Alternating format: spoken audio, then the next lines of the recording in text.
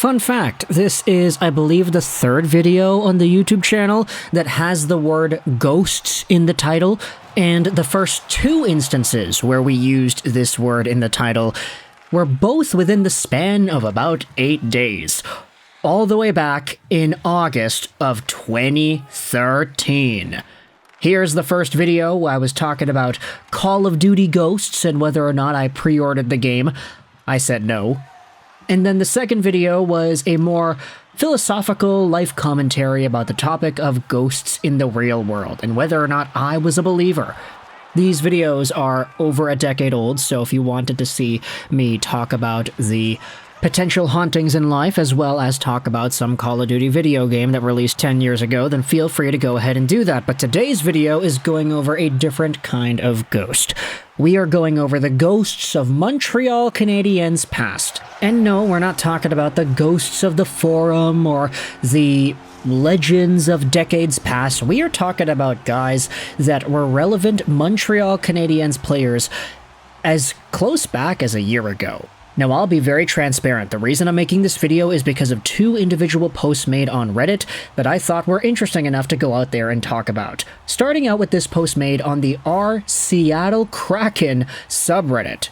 This will throw you for a loop. The folks on the Kraken sub are talking about their 4th overall pick in the 2023 draft, Shane Wright.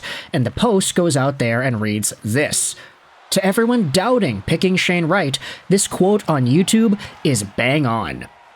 And included in the body of the post is a link to an older Reddit post on the Montreal Canadiens subreddit from a year ago, back when the speculation was going on as to whether or not the Habs would draft Wright or Slafkovsky. This is the comment posted by Yuri Marner 14. Essentially, the point of this post on the Kraken sub is to get everybody hyped up for Wright. All of Ontario and around the Greater Toronto Hockey League knows the name Shane Wright, and Don Mills 2003. Shane Wright was playing underage hockey and arguably the most dominant GTHL team of this decade. First-rounders like Brendan Othman and Brant Clark, along with other show picks and college commits. Wright was hands down the leader and best player on that team as an underage player earning exceptional status so he could play in the OHL a year early. As a 15-year-old rookie in the OHL, he scored 40 goals, winning Rookie of the Year, and then going to the U18s as an underage captain dominated the tournament, winning gold. After his U18 showing, he was ranked the most elite prospect in the last several years. Wright had a so-called down year, but despite his slow start and missing time for the juniors, he still managed to finish top 8 in league scoring while rounding out his defensive game as yet still an underager on his team. I believe he was eligible for 3 more years. The point is, comparing his numbers, imagine him in a year or two from now. He's by every statistic and intangible at the very top of this class, and he's as elite as any prospect can get. Everybody around the GTHL knows this is a slam dunk pick for the Montreal Canadiens, and the funny part is they did not end up doing so. And the guy they did take, Yuri Slafkovsky, has been doing some pretty good things. There are some extra videos you can go out there and make in regards to Slafkovsky.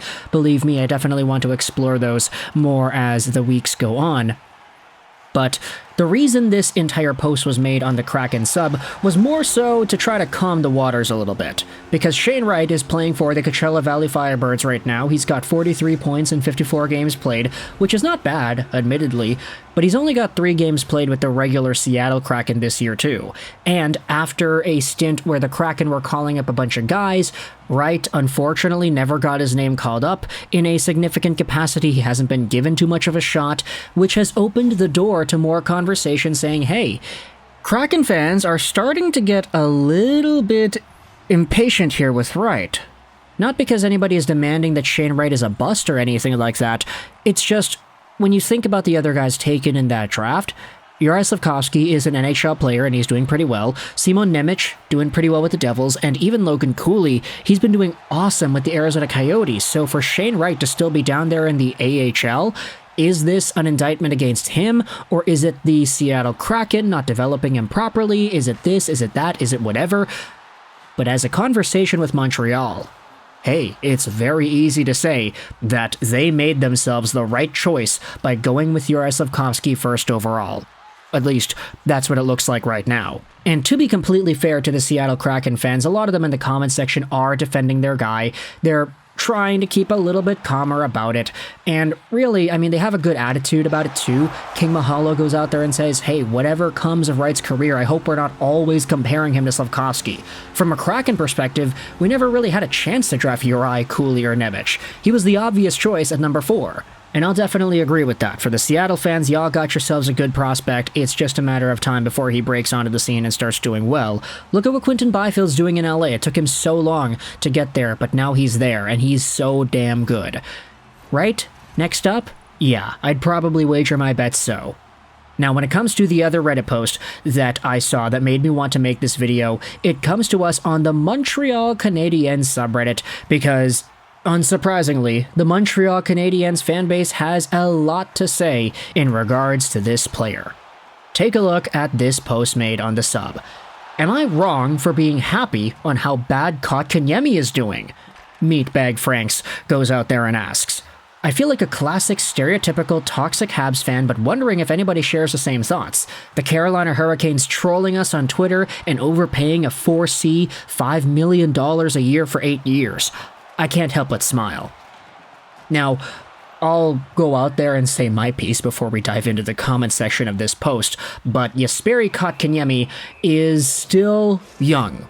Still 23 years old. He still has a lot more time to go into better and higher highs at the NHL level, but this season on pace for 28 points after posting a career high of 43 points last year certainly is not the development path that Carolina Hurricanes fans would have wanted to see out of this guy. The ineffectiveness on power plays, in penalty killing situations, he's not getting any of these minutes, and he's playing in the fourth line too. The Hurricanes have a very distinct system, and for some reason, it appears that Kotkaniemi's usage within it isn't really anything to write home about. And as the post said, the Hurricanes have this guy at under $5 million a year till the end of 2030. That's a fourth-line center right there. Now sure, Kotkaniemi will be under contract till he himself is 30 years old, so there's a lot of time for him to get better and showcase that the money he's being paid is actually worth it. But for now, yeah, things aren't looking all too great. And Montreal Canadiens fans are going out there and saying this. Happy for the Hurricanes owner. Kotkaniemi took a contract that few people could resist. Not ideal, but whatever. I'm more annoyed that we could have had Tkachuk and instead went for positional need, although to be fair, Zadina was supposed to be the better option at the time. Okay, now they're going out there talking about the draft. Yeah, Quinn Hughes should have been number 1, baby.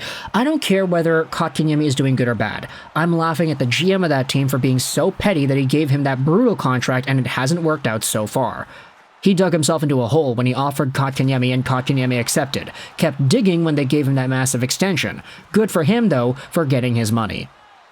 I'm happy that it's bad for the Hurricanes, but I don't really take much pleasure in Kotkaniemi actually being bad.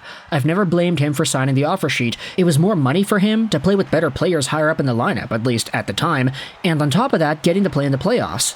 Not gonna hold a grudge over someone taking a better job, even though I'm glad it's backfiring on the team who tried to screw us. And another reply says, yeah, that's pretty well put. I wish KK all the best, but at the same time, I find it funny that the Hurricanes management have strapped themselves to that albatross contract. That being said, the Habs did something similar when they acquired Anderson and immediately signed him to a huge deal based on potential instead of really evaluating him. So, Kotkaniemi talk aside, let me know your thoughts in the comment section as to the Josh Anderson contract as well, and whether or not the Habs put themselves in a similar spot by signing that deal. But also, the comment section floor is open to all of y'all's thoughts about Shane Wright and Kotkaniemi as well. What are your thoughts on the ghosts of Montreal Canadiens pasts? Guys that were supposed to be mainstay Habs. A lot of people thought they would be mainstay Habs. For a good chunk in the 2019, 20, 21, 22, 23 season, a lot of people said, okay, it's going to be Kotkaniemi for a long time, it's going to be Wright for a long time, they're going to be number 1, they're going to overtake Nick Suzuki, whatever. Shane Wright's going to be franchise challenging for the center spot there, but none of them ended up doing that. They're on different teams, and instead, the Canadiens used the assets that they got from the Kotkaniemi offer sheet to trade for Dvorak, which you could say is really not the best. And then you saw them draft Slafkovsky as well. So let me know your thoughts in the comment section below about the Montreal Canadiens and their former ghosts in Wright and Kotkaniemi. I'll leave a link in the description to both of the Reddit posts that we talked about here. But for now, I hope you enjoyed this video.